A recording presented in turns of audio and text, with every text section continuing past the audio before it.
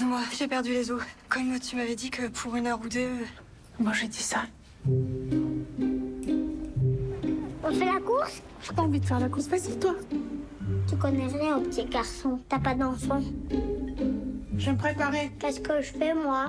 Je sais pas. Tu veux faire un dessin? Bah, ça veut dire quoi, ça? Oui ou non?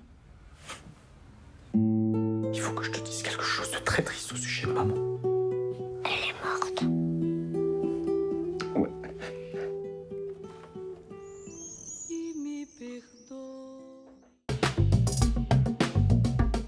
L'attachement, c'est l'histoire d'une libraire féministe indépendante qui se revendique d'une certaine forme de liberté, une femme sans attache, qui un jour sonne à sa porte son voisin de palier, qui est incarné par Pio Marmaille. Et sa femme va accoucher, ils ont un petit garçon de 5 ans et demi. Il lui demande de garder cet enfant pendant quelques heures, le temps qu'ils aillent à la clinique. Et puis, le temps passe, ils ne reviennent pas.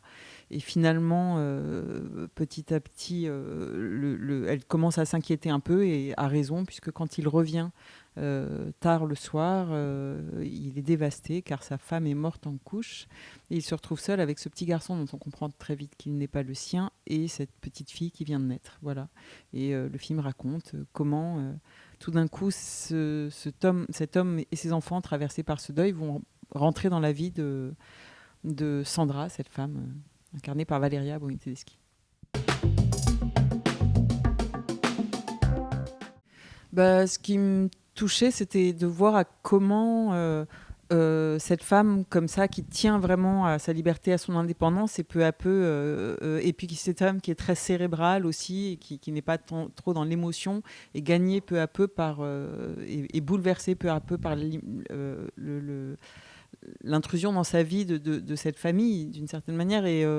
Et du coup, j'avais vraiment envie de me détacher du roman qui avait pour personnage central plutôt Alex, et puis qui partait dans une direction radicalement différente après, puisque c'est pour ça d'ailleurs que le livre s'appelle L'intimité et le film L'attachement. Le livre parlait principalement des violences que subissent les femmes autour de tout ce qui est obstétrical, donc que ce soit l'accouchement, la GPA, enfin voilà. Et c'était des sujets qui m'intéressent dans l'absolu, mais pas pour en faire un film.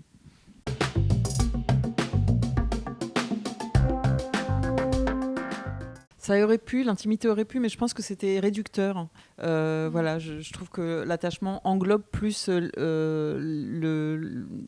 tous les personnages dans leur ensemble. Voilà, et puis, c'est quand même un film où on parle principalement des liens qui se créent entre les uns les autres, avec alors le point de départ, c'est la mort de cette maman, mais aussi comment ce film va vers la lumière, en voyant tous ces gens s'agréger les uns aux autres, voilà, leur relation se nouer au fur et à mesure, via des circonstances aussi émotionnelles, enfin comment tout ça se télescope, et comment ils évoluent là-dedans. Voilà.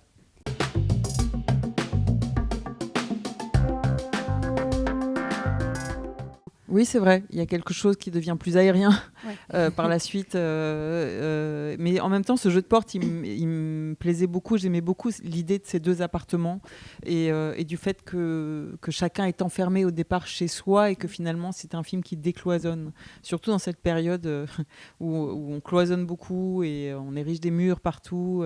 Voilà, je trouvais que c'était important de raconter cette histoire, une histoire comme ça, où tout d'un coup, les gens sont amenés des gens qui n'étaient pas amenés à se connaître forcément, sont amenés à se parler, à communiquer entre eux, à créer même vraiment du lien et de l'intimité. Et voilà.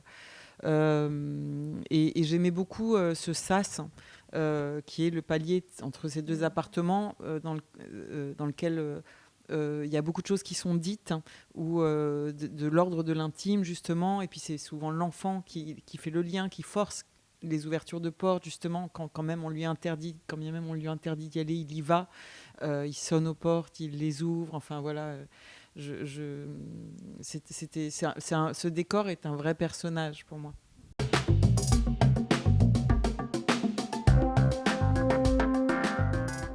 Oui, oui, ça ne veut pas dire qu'il faut dans la vie forcer toutes les portes n'importe comment, mais en l'occurrence, elle l'entrouvre. Il y a vraiment quelque chose, même en mise en scène, elle l'entrouvre au tout début, c'est-à-dire que vraiment, elle n'ouvre même pas complètement sa porte. D'ailleurs, elle le dit à un moment à Alex, elle dit « Personne n'est jamais rentré dans ma chambre ». Et pourtant, elle a des aventures. Enfin, c'est pas quelqu'un non plus qui est enfermé. Elle n'est pas psychotique quand même. Mais oui, il y a quelque chose de l'ordre d'une ouverture progressive et c'est pas pour rien si le film va, comme vous le disiez tout à l'heure, vers la lumière et se termine dans un parc. Enfin, voilà, il y a quelque chose qui fait qu'il n'y a plus de barrières.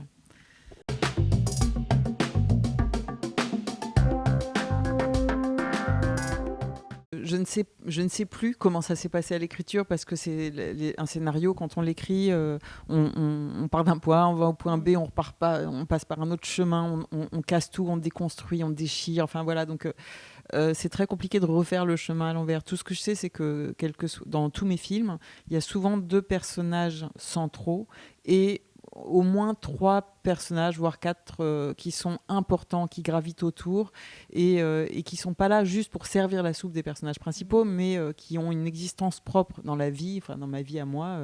Il n'y a pas de... Enfin, s'il y a des personnages secondaires, c'est que c'est vraiment des gens qui passent, mais c'est pas des gens auxquels je m'attache d'aucune manière. Donc, je crois que les personnages secondaires n'existent pas.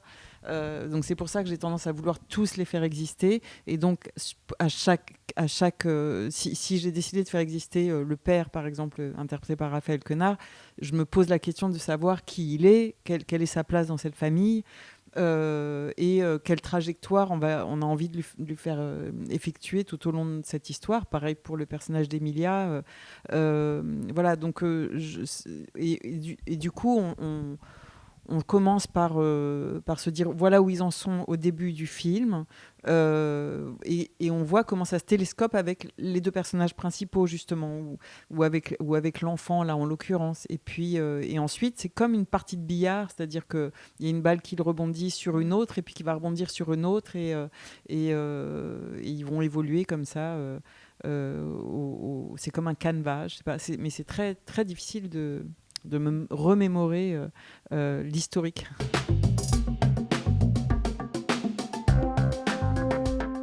Oui, on essaye. Dans l'écriture, je dis on parce qu'il y a mes co-scénaristes, Agnès Feuvre et Raphaël Moussafir en l'occurrence, et puis le livre évidemment à l'origine. On a gardé vraiment des choses de la première partie du livre, mais oui, c'est quelque chose d'essentiel. Et puis ce qui est essentiel aussi, c'est dans l'écriture de toujours les aimer, quand bien même ils se comportent mal parfois, quand bien même ils sont maladroits, voilà, et puis d'essayer de faire en sorte que les personnages ne soient jamais faits que d'un bloc, qu'ils aient une forme de complexité, voilà, parce personne n'est tout blanc tout noir, on est tous le pire ou le meilleur en fonction des jours, des moments, de ce qu'on traverse, voilà. Donc et puis de s'attacher aux petites choses, aux petits mouvements du corps, aux petits mouvements de l'âme.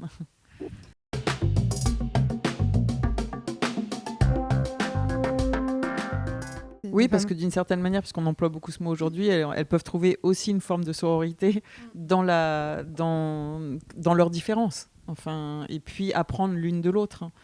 Tout ça est poreux.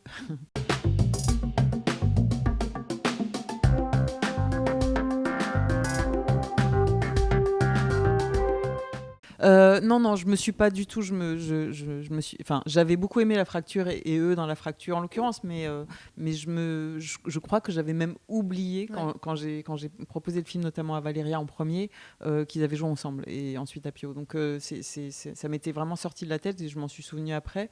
Mais c'était une chance parce que finalement le fait qu'ils se connaissent et qui s'entendent hyper bien dans le jeu, fait qu'ils sont arrivés sur le plateau d'emblée avec une une Alchimie, connexion, oui, quelque chose de ce qui était déjà là, un historique qui faisait qu'ils n'avaient pas à se renifler avant le tournage pour faire connaissance, etc. Donc c'était, ça aide beaucoup. Voilà. Pio et Vimala se connaissaient aussi depuis très longtemps, ils étaient très proches, donc ça aussi, ça a aidé pour le couple. Mais non, quand je vais chercher, à la limite, même, je dirais en général, on n'aime pas trop en général, enfin je parle pour moi, mais que deux comédiens aient déjà joué ensemble, on préfère que ce soit inédit. Donc c'était pas une valeur ajoutée a priori, mais au fond, mais d'une certaine manière, ça nous a servi, ou ça leur a servi.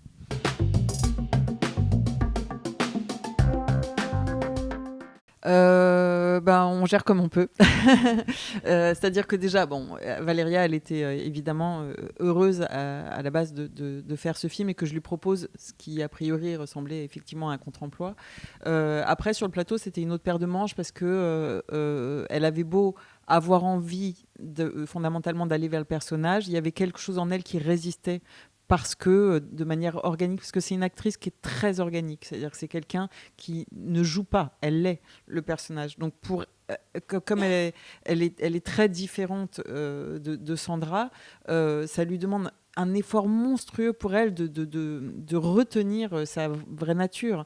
Donc on a bataillé, clairement, pendant tout le tournage, enfin une bonne partie du tournage, pas forcément complètement sur la fin, mais pendant une bonne partie du tournage, elle était en résistance et elle voulait systématiquement, c'était pas une volonté, mais elle ne pouvait pas s'empêcher de revenir vers elle.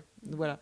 Et donc j'ai tenu. Et heureusement que c'était mon 5e film, parce que je pense qu'au premier, j'aurais pas tenu comme ça. Mais voilà, donc c'était dur parce qu'elle en souffrait.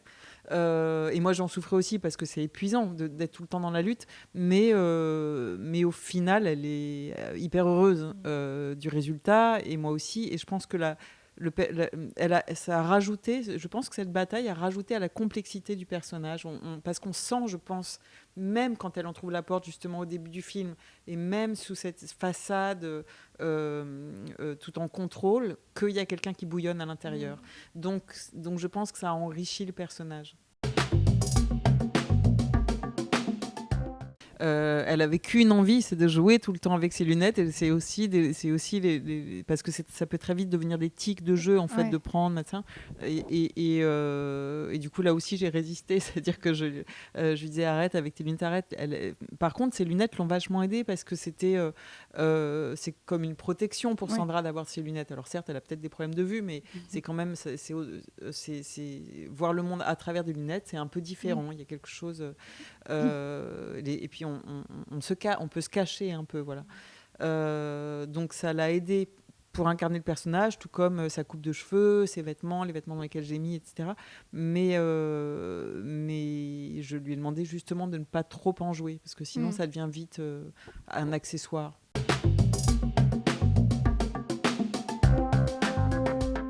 Oui, sur Pio, vraiment, je trouvais que c'était très intéressant d'avoir un acteur qui a, je dirais, à l'inverse de Valéria, lui, une immense carapace. C'est-à-dire Pio, cette manière qu'il a de faire de la muscu, d'être costaud en apparence, d'être plutôt dans c'est quelqu'un, c'est une pile électrique dans la vie, c'est quelqu'un qui est très,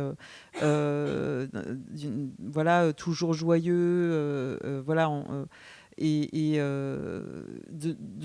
d'avoir cet homme qui a priori est un colosse et de lui mettre des pieds d'argile, quoi. Voilà, en gros, pour résumer, et d'aller chercher de lui demander d'ouvrir un peu plus, de fendre un peu plus l'armure et d'aller chercher un peu plus dans ses fragilités, parce qu'on en a tous, pour essayer de nourrir le personnage. Et ça il savait que ce serait une épreuve, hein. Je veux dire, quand il a accepté, il s'est pas menti, il savait que ça allait être difficile, mais il a accepté d'aller sonder des choses un peu plus tragiques en lui, et ça a été éprouvant, je crois, mais il était très heureux d'y arriver aussi.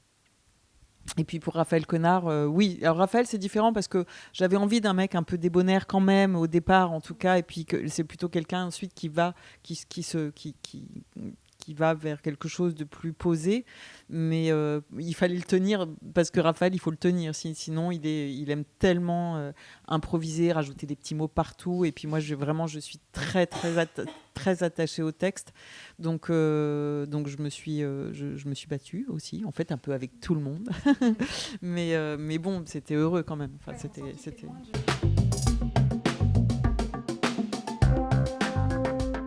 Bah, il y en avait. Moi, j'appréhende toutes les scènes parce que je pense qu'il n'y a pas de petites scènes dans un film. Si elles sont écrites et si on les tourne, c'est parce qu'elles me paraissent, à mes yeux, en tout cas, toutes essentielles. Moi, je trouve plus difficile toujours les scènes de groupe quand tout d'un coup, il y a beaucoup plein de petites choses. Par exemple, il y a une scène qui était bizarrement très difficile à tourner, alors que en apparence, elle peut paraître simple. C'est un moment quand le petit garçon ramène Sandra, dans l'appartement. Va la chercher, la convoque d'une certaine manière dans cette famille recomposée incarnée par Pio et Vimala, et tout d'un coup déjà c'était le premier jour de Vimala Ponce, et puis il se jouait plein de petites choses, et puis il y avait une petite fille qui était là de 1 an et demi, donc il faut gérer la petite fille de 1 an et demi, un garçon de 5 ans, des acteurs qui sont, comme je vous l'ai dit, relativement intenses et complexes, chacun avec sa complexité. Il y avait tout le monde.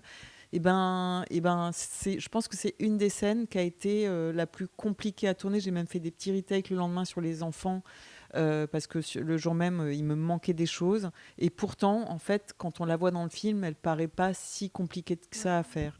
Après, les scènes aussi sur lesquelles, mais là, on espère de la magie, c'est des scènes où tout d'un coup, on attend des enfants quelque chose qu'on ne peut pas contrôler, justement, et qui est il y en a très peu dans le film, il n'y en a jamais en fait des vraies improvisations, mais quand il s'agit juste que les enfants soient dans le jeu, par exemple, le jeu pur avec les comédiens, là, ils sont d'humeur ou ils sont pas d'humeur, enfin il faut vraiment faut parfois juste essayer de recréer une ambiance,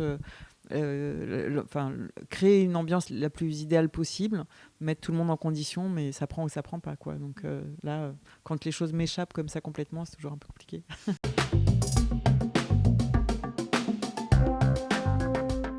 Ça, c'est vraiment de l'écriture. Ça vient de l'écriture, et c'est vraiment de la préparation en mise en scène. Par exemple, il y a une scène, pour rester sur le début du film, pour pas déflorer tout le reste, justement, quand on annonce, quand l'enfant comprend parce que c'est lui qui comprend que sa mère est morte. Donc c'est une scène où le personnage d'Alex doit lui annoncer, ne sait pas comment lui dire, et Sandra est là, témoin de ça. À l'écriture de mise en scène, on va dire, j'avais déjà anticipé que je serais sur Sandra à ce moment-là, et certainement pas sur l'enfant. Et donc je n'ai même pas tourné les plans sur l'enfant qui dit elle est morte déjà, parce que c'était impossible pour moi. C'était trop. Déjà, je ne pouvais pas. C'était une histoire de pudeur, même. Je me voyais pas être sur l'enfant à ce moment-là. Pour moi, c'était inimaginable. Et puis en plus, ça me permettait, par exemple, même de manière nécessaire, de faire de Sandra à ce moment-là un témoin de la scène. Et à partir du moment où elle avait assisté à ça, il n'y avait pas de retour en arrière possible. Elle a partagé le plus intime, en fait, avec eux. Voilà, exactement.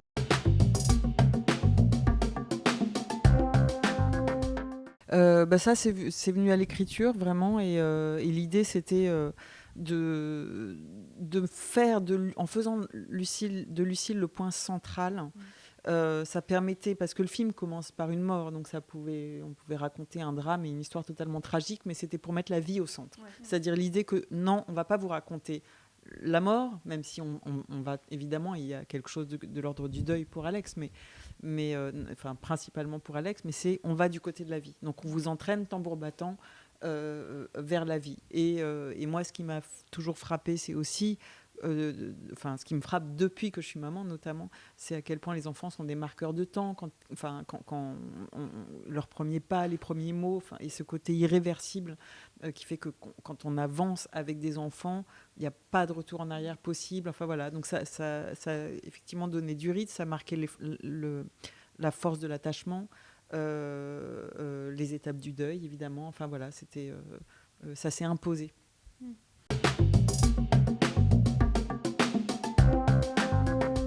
Non, il y avait des choses qui étaient présentes dans le livre, puisque Sandra était déjà un personnage de libraire féministe, mais c'était beaucoup plus théorisé, justement, dans le livre, puisque elle était confrontée dans le bouquin à une femme qui ne veut pas faire l'amour, mais qui veut avoir un enfant, donc qui demande à un homme de faire une GPA en refusant la pénétration. Enfin bon, c'était quand même du lourd. Et moi, ça m'intéressait pas de faire un film théorique, justement. Et puis, j'aime pas l'idée de faire des films à thèse ou à sujet. Après, il y a un sujet qui a fini par s'imposer, qui est l'attachement, d'une certaine manière.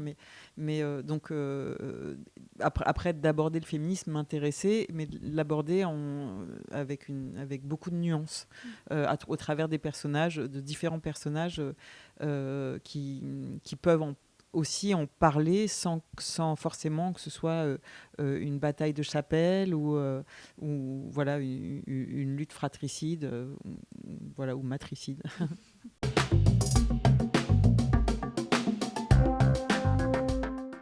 La mienne. Moi, j'ai adopté seule une petite fille. Voilà, donc on forme une famille. Et moi, ce qui m'a frappée depuis que je suis maman, c'est à quel point le reste de ma famille, c'est-à-dire père, frère, neveu, belle-mère, j'en sais rien, comment tout d'un coup ça a créé du lien et ça a fait bouger en fait toute la famille, tout le monde, c'est-à-dire l'arrivée d'un enfant dans une vie, comme tout d'un coup ça réinvente.